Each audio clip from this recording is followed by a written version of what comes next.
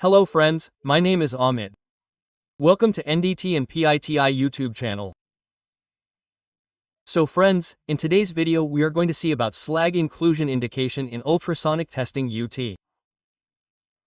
So you get slag. So what is the echo pattern in it? That means you will know in this video how the echo will look to you. So there is slag inclusion.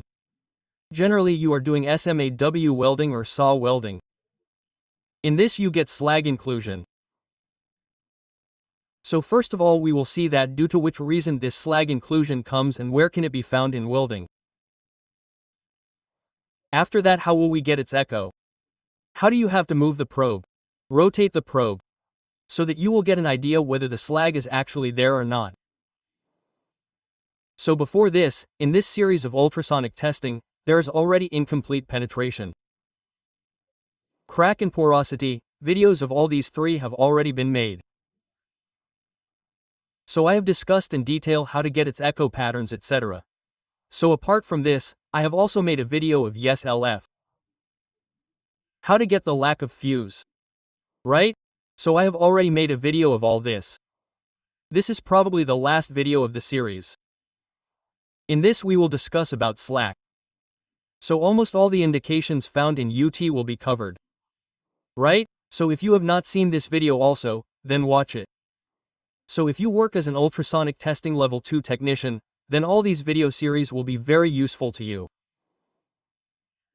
So if you have not subscribed to our channel yet, then definitely subscribe to the channel and share this video with your friends and colleagues.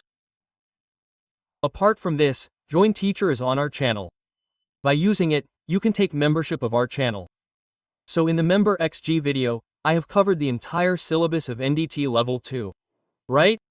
So if you are planning for Level 2 Level 3 exam, then these videos will be very helpful for you. Apart from this, there are videos of practical NDT. So how do you do UTMPT point etc. practically? There are some videos of advanced end, videos of code standard interpretation. So to get access to all these videos you can use the join feature and support me financially. So see how slag inclusion works. So slag inclusions are non-metallic particles trapped in a well metal and at the well interface. So first of all, these are non-metallic particles, or you can call it non-metallic inclusion. Meaning it is not metal. Generally, if you look at the electrode of SMW, then the coating around the electrode forms a layer on top to prevent oxidation whenever you do welding. Right? Shielding layer. So after that these particles will get deposited on the upper side. Right? This particle forms slag. We will have to remove it actually. Slag inclusion results from faulty welding technique, improper access to the joint and both. So this is your faulty welding technique. It means you have not done the welding properly. Improper access to the joint. It means you have hit the joint. Later, if there is no proper access, then you cannot remove the slag. Okay? So this can also be a region or both the regions. So this is the figure. This pass is showing the slag. There is slag on it. It has not been removed yet. The rest is this pass. In this, the slag has been removed from here. Okay? So this is actually visible from above. It means you can see the slag on the surface. Okay? This can also happen in this. You have to hit a pass on it as well. So you will have to remove this slag. If you hit a pass on it, then the slag will enter inside. So this is not acceptable. Okay? This is a multi-pass building. So see, slag inclusion comes in two forms. So mainly you will get slag in two forms. So we will discuss both the forms here. The first is solid slag. So, solid slag is left from a previous weld pass. Meaning, you have done welding, okay. In this way, you have done one pass here. You have done another pass here. So, the slag that remains on top of it, okay? You have not removed this slag. So, this solid slag means the slag of the previous pass bed pass, this will be called. The second one is molten slag. Okay, Molten slag means trapped between the well metal solidifies before the slag floats to the surface of the well. So the slag, because of its low density, it floats on the surface. So sometimes it happens that the well metal will first solidify, then the slag will not be able to float on the upper side and will be trapped. In simple language it is written here, it will be trapped. Right? So slag is actually, suppose this is the side of your building, then the slag will be in the middle of the weld like this. Right? So this slag will go to the upper side here. Okay? But this well metal remains in it. The well metal gets solidified first, then your slag will be trapped on the inside. This is called molten slab. Right? So, there are two types of slabs. One will come on top of your well patch and the other inside the welding, that is, the inside side of the well will be trapped, which is called molten slag. Both types of slag are seen in the well cross section in the figure below. So see this one which is written, right? This one which is written is your solid slag. Meaning that your well pass is complete. Slag has come on it. The second one is showing a round shape like porosity. This is your molten slag. Meaning that you can see this weld pass here. This is a weld pass. So inside the well pass, it means it has been tapped. So we will call it molten slag. So these are two types of slag. So look, slag 1 means that the first solid slag that we saw, when does it come? Usually occurs when the welder has not completely cleaned the earlier well pass and then welds over that slag without remelting it. Okay? So what does the welder do here? Suppose he hits a pass, then whatever slag remains on it will be removed. So for that there is a chipping hammer or a coffering wheel. Sometimes the grinder will also use grinding. Okay? So this is usefully a correct practice, but if he does not clean it, then in that case you will get this slag. Okay? So, look here, also this solid slag is like this, your well pass is completed. After that this slag is called your solid slag. Okay? This is your solid slag. So it will have to be removed. Right? So to prevent it from floating up through the molten well puddle.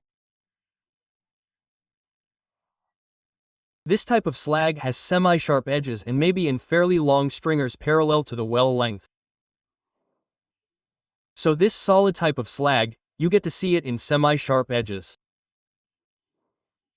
And its shape is of long stringers type. Meaning you will get this shape of ionized type. It remains parallel to the well length. Right? So this is your first type of solid slag. Slag that is trapped in a cooling well metal. Meaning number 2 slag tends to be more rounded and is usually oblong or oval in shape. Meaning rounded type has oval type shape. This type of slag is generally smooth-sided, similar to porosity, but may contain gas as well as solids. Right? So number 2 slag is what we just saw in the figure. Right? This is called molten slag. Okay? So its shape is oval type shape, or it will be rounded porosity type shape. You will find this side inside the well metal. Right? So, it is trapped. Trapped in the pulling well metal. Okay? You will find its smooth side. It is round in shape. Meaning that there will not be many sharp edges. So now let's talk about the signal of slag, that is the signal of slag. How does it look to us? For example, how will we know if we find slag inclusion? So slag is quite uneven.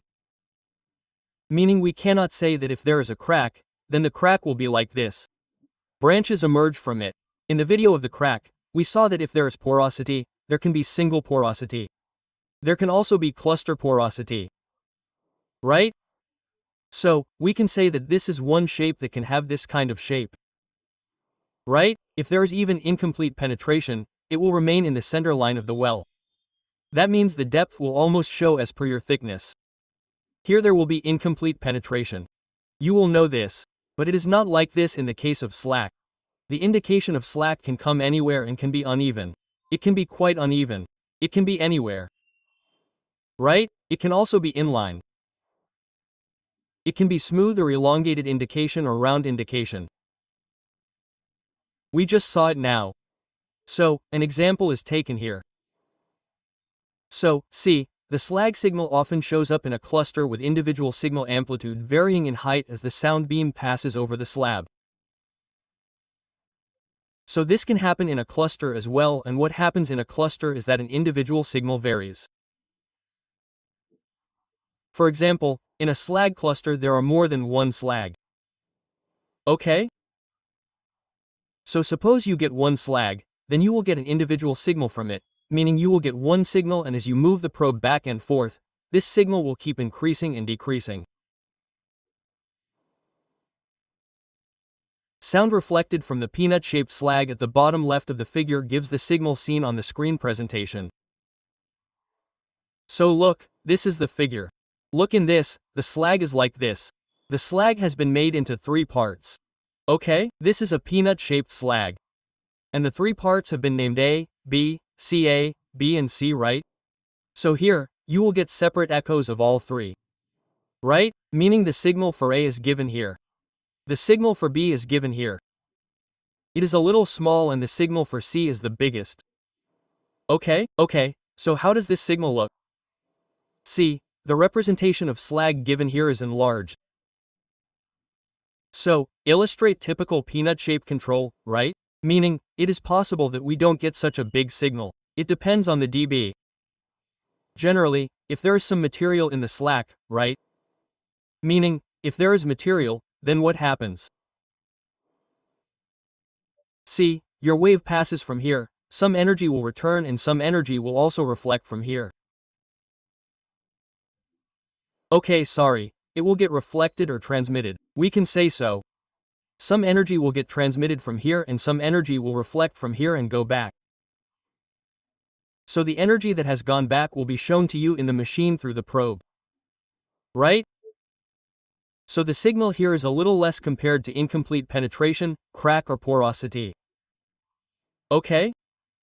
Because all the energy in the signal does not return after being reflected. Right? So the view is shown here after enlarging it. So look, 3 points ABC are given here.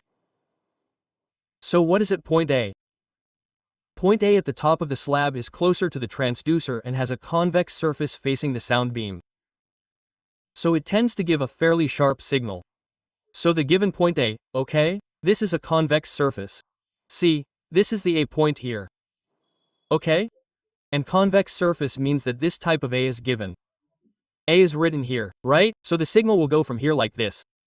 It will touch here like this. Right? So this surface is your convex type surface. You can consider it like this. Okay? So the signal will be fairly sharp. Meaning, one can say that you will get to see a sharp signal here.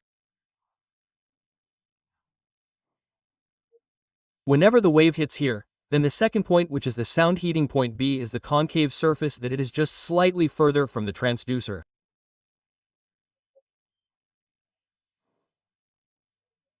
So when you look at the point B in the figure, the point B here is far from this point A, okay? And wherever the wave hits the point B, it is a concave surface. It means that it is a surface of this type. B is written here. Right? The wave is hitting the surface like this. You can see this wave from here like this.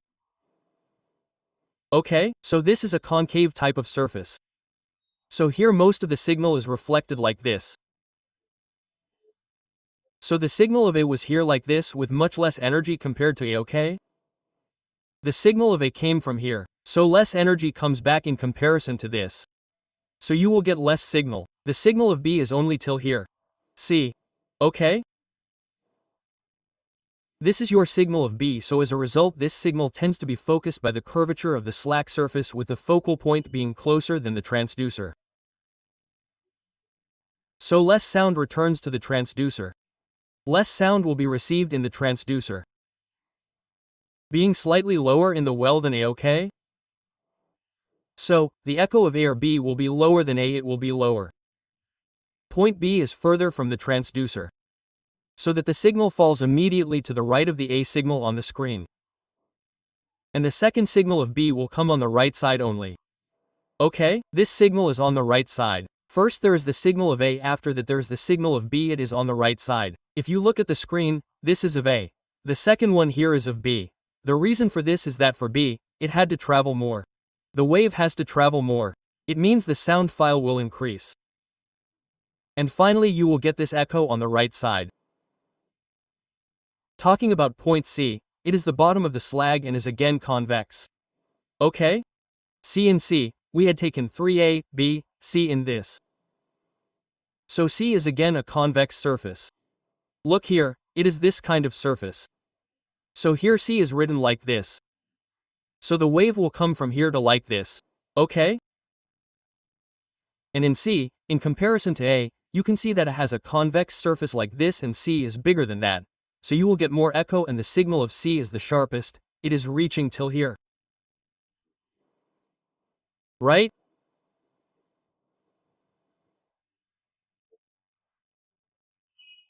So again it is convex like A, so it is to provide a good sound return resulting in a higher amplitude than B, it has a higher amplitude than B. However, it is further from the transducer than B, so that signal falls just to the right of the B signal and the screen. So here the signal will come from B to the right side. Because C is ahead of B, okay? The convex one of C is ahead of B from C. This means that the signal of C will be seen more to the right side. So in this way you will get a typically slag signal. How do you rotate the probe? In this case, how do you know if you get a signal of slag? So, see, as the transducer is moved forward and starts to hit the slag inclusion, the signal amplitude increases as the center of the sound beam crosses each point on the slag. Right? So, as the indication of slag starts, okay? And if you rotate the knob, then there is some amplitude, it will start increasing, and later, if you take it further, then it decreases, it will increase again, it will decrease again, right? Like, this is your job, the inclusion of slag is like this, different. Okay? So you have to rotate the knob from here left and right like this. So because the sound beam shorts as the transverse approaches the slag, the cluster of the signal wax. Okay, it is written like this, cluster of the signal wax. Meaning, the signal moves. It literally walks on the screen. You will feel like this. Across the screen from right to left until the sound beam clears the slag. Okay? So the signal of the slag is from here to here. So as you move the probe back and forth, till you find the slag, you will get a pattern like this on the screen. Like this, okay? Now suppose you take the probe further ahead, then this is the pattern. It will become something like this. Okay? And if you take it further, then you will again get a pattern like this. Okay. And if you take it further, then later it will start decreasing. If you take it further, then you will get like this and later at last it will disappear. Okay? So you can see that there is a signal. It increased here. Here it decreased. Later it decreased further here. This signal increased here. It decreased here. It decreased completely here. This signal was the highest. Here it decreased. Okay? So literally if you see, it is walking on the screen. The signal is moving on the screen. You will find this. As you move it left and right, you will see a pattern on the screen like this. Okay? Like the slag will be cleared. That means the slag end indication will go away. Then the indication will become 0. This dissipation signal height for each reflector is reduced until it drops from the screen. Okay? So in the end all the signals will drop. So this is how you typically see the signal of slag. It is slag inclusion. Only a skilled operator can know about this. Because it can come in many places and its pattern is quite difficult to catch. But a skilled operator means that once you have a lot of experience, there is no issue later. And how is your manufacturing process? Which indication is going to come the most in it? You should also know this. Okay, for example, if it is SAW welding, then there is a high chance of lack of fusion slag, etc.